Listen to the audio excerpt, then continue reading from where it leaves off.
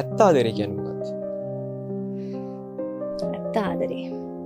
ඇත්ත ආදරේ කියන එක ලොකු දෙයක්, ලොකු බර දෙයක් ඒක. ඇත්ත ආදරේ කියන්නේ කන්න බොන්න අරන් දෙන එකවත්, අඳින්න පළඳින දේවල් අරන් දෙන එකවත්, ඒ කියන්නේ මැටීරියල් දේවල් අරන් දෙන එකවත්. එයාට ඕන වුණාම අර හේක්කන් යන්න මෙහෙ එක්කන් යන්න ඒ දේවල් නෙමෙයි. අපි මනුස්සෙක්ට ජෙනුයින්ලි ලව් කරනවා කියන්නේ ඒ මනුස්සයාව තේරුම් ගන්න එක සෑහෙන්න. ඒකත් එක්ක ඒ මනුස්සයාට ඇහුම්කන් දෙන එක. මම දකින්නේ මේ ලෝකේ ලොකුම දෙයක් තමයි ඇහුම්කන් දීම කෙනෙක්ට. ඒ කියන්නේ ඇහුම්කන් දීම ඇතුළේ අපිට මේ මනුස්සයාව හඳුන ගන්න පුළුවන්.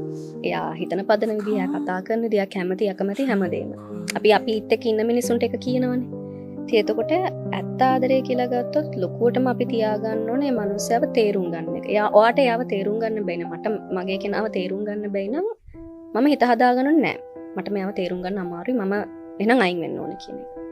මොකද තේරුම් ගැනීමක් නැතුව මොකද අපි කියන විශ්වාසය තියෙන්න ඕනේ, අරක තියෙන්න ඕනේ, මේක තියෙන්න ඕනේ. ඒ ඔක්කොටම වඩා මම දන්න විදිහට, මට තේරෙන විදිහට අහුම්කන් දීම සහ තේරුම් ගැනීම තමයි ලොකුම දේ. ඒකෙන් ආදරය කරන්න ගොඩාක් අපිට ඉගෙන ගන්න පුළුවන්. ඇත්ත ආදරයට මම නම් ඇත්තටම බලාපොරොත්තු වෙන්නේ තේරුම් ගැනීම, අහුම්කන් දීම සහ නිදහසේ Tamanට ඕනම දෙයක් කියන්න පුළුවන්